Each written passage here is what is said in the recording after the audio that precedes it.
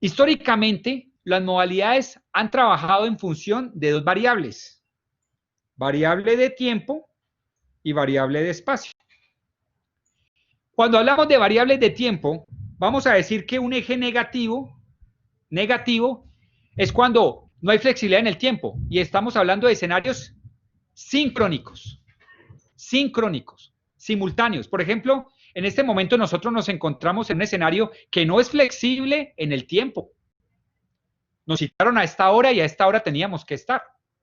Pero podríamos tener un escenario flexible, es decir, positivo en términos del tiempo, que son los escenarios, por supuesto, asincrónicos, que en términos convencionales los llamamos como actividades para el estudio independiente. Esto es positivo.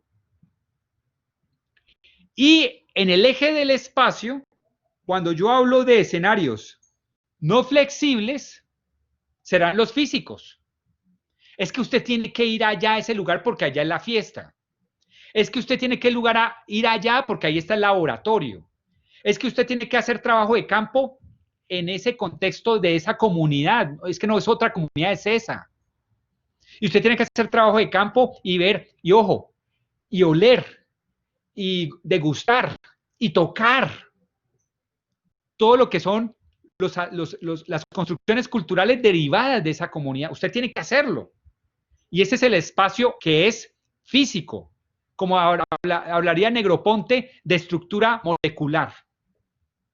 Pero tendríamos también, por supuesto, la flexibilidad de este escenario, vamos a llamarlo digital.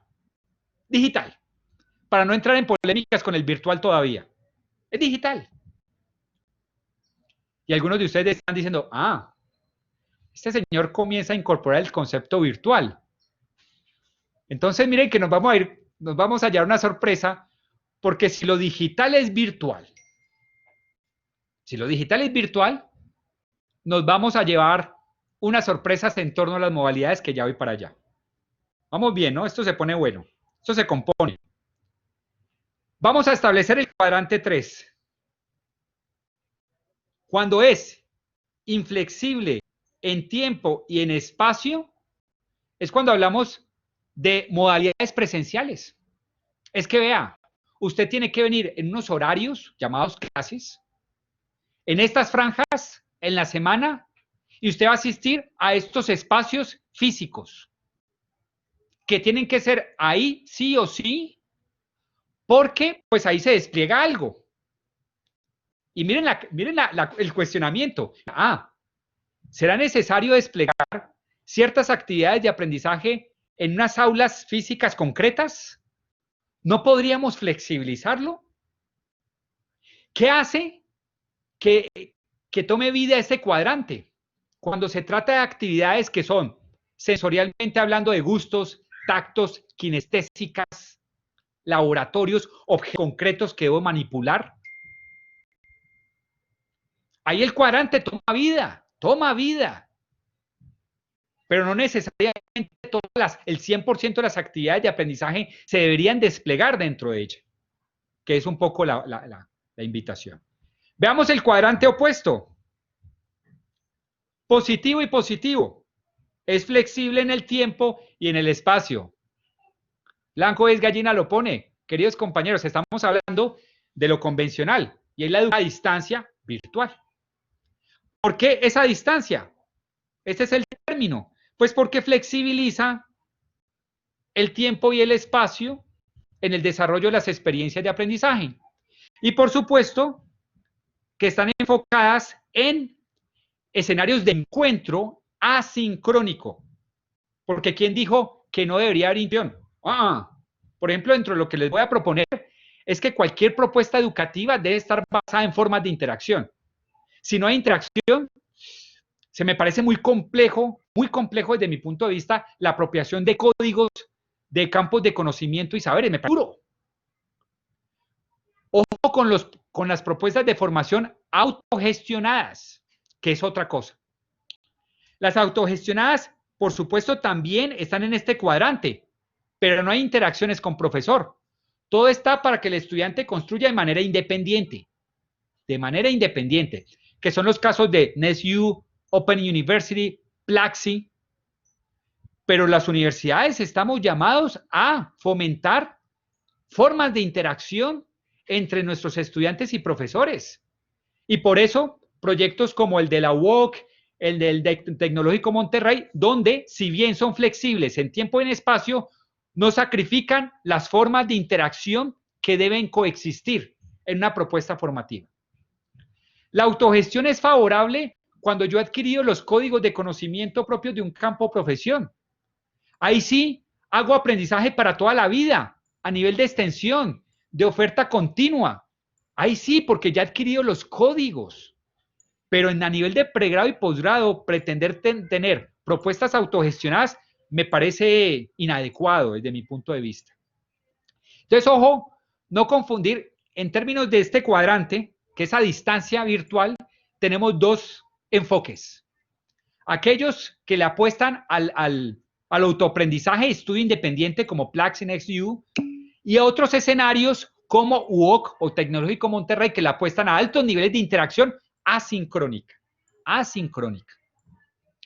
Pero sigamos con los cuadrantes, que esto se pone muy bueno, se pone muy bueno. Miren esta joya. Cuadrante 2. Y yo creo, por favor en coro, si quieren me dicen a qué se refiere.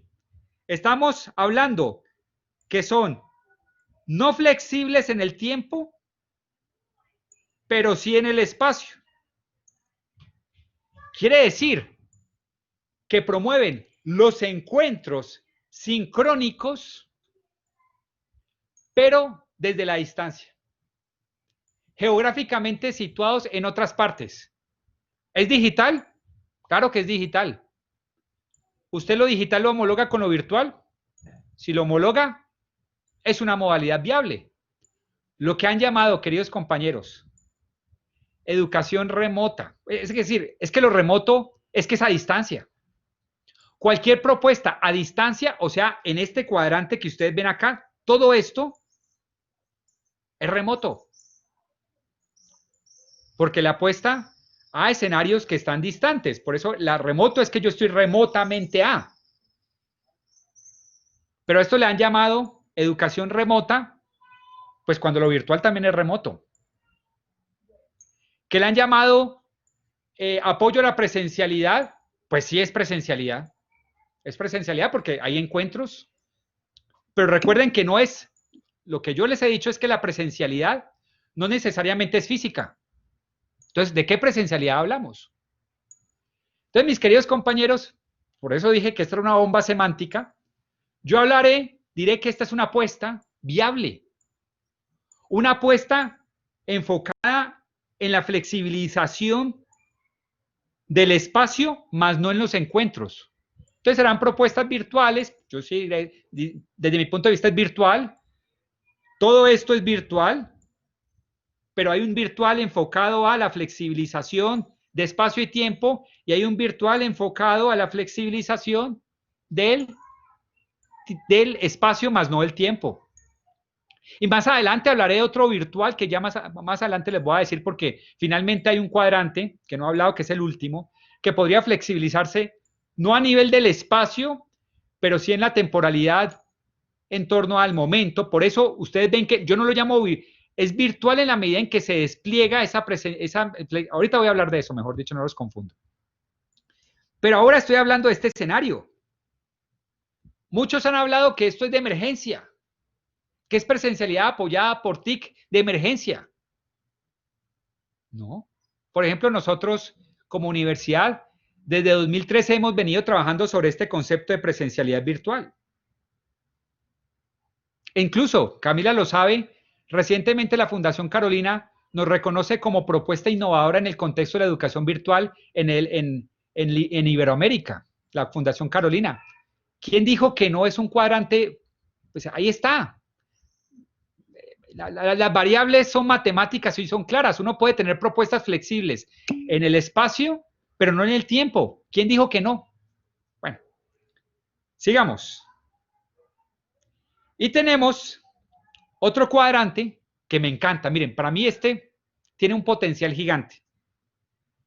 Y es lo que llamamos dual. ¿Por qué? ¿Por qué dual? Por los contextos de actuación que implica su quehacer. Por ejemplo, normalmente el dual, ¿por qué se caracteriza? Porque los contextos de actuación de los estudiantes corresponden a organizaciones o compañías concretas. Entonces no son flexibles. ¿Por qué? Pero ojo, en el espacio. Porque usted debe asistir a la compañía y hacer lo que se ha encomendado desarrollar. Pero yo podría desarrollar el componente no práctico, sino el componente teórico de manera, por eso decía que aquí, de manera virtual. Es que el dual puede tener dos componentes, el escenario de práctica, el escenario físico, que es inflexible, por eso está en el cuadrante 4, pero lo que son las actividades teóricas o de intercambio simbólico entre compañeros, lo puedo hacer de manera virtual. Y miren, aquí en el dual, en este cuadrante, está el proyecto Holberton, que ustedes lo conocen, que está en Bogotá, en Medellín y en Cali. Holberton es un escenario educativo que flexibiliza todo el desarrollo de los cursos en términos teóricos porque lo hace de manera virtual, flexible, desde el cuadrante 1. Pero sus instalaciones están hechas para que los estudiantes vayan allá y hagan las prácticas, hagan las realizaciones. O sea que el espacio físico es inflexible, igual que el proyecto 42 de Francia. Los estudiantes programan en qué momento van a hacer a las prácticas allá, en ese lugar. Pero son flexibles en términos, como ustedes lo pueden ver acá en este cuadrante, en términos de tiempo, Interesante, ¿no? Entonces, este cuadrante de tiempo, ¿sí? Que es flexible, se nos vuelve un aliado, por supuesto, lo virtual. Por eso yo hablo que, y miren, y aquí viene esta belleza, esta joya de la corona. Me encanta, o sea, me emociono mucho con respecto a estas modalidades. Y ustedes ven todo esto, ustedes están viendo en este momento el decreto 1330. El decreto 1330 nos habla de una modalidad a distancia, nos habla, por otro lado, de una modalidad virtual, nos habla de una modalidad presencial y una modalidad dual y cualquiera de sus combinaciones o integraciones. Y aquí viene una maravilla. Yo podría combinar todas estas maravillas y miren, imagínense en un programa integrado por todos estos cuadrantes.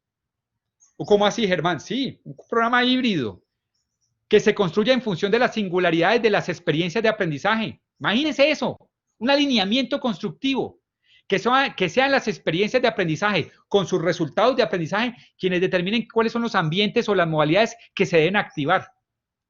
Imagínense un momento donde yo inicio con una presencialidad, pero no me adelanto, espera que esta belleza. Podemos hablar de combinaciones desde la secuencialidad. ¿Y qué es la secuencialidad? Que yo tengo momentos que pueden ser presenciales virtuales,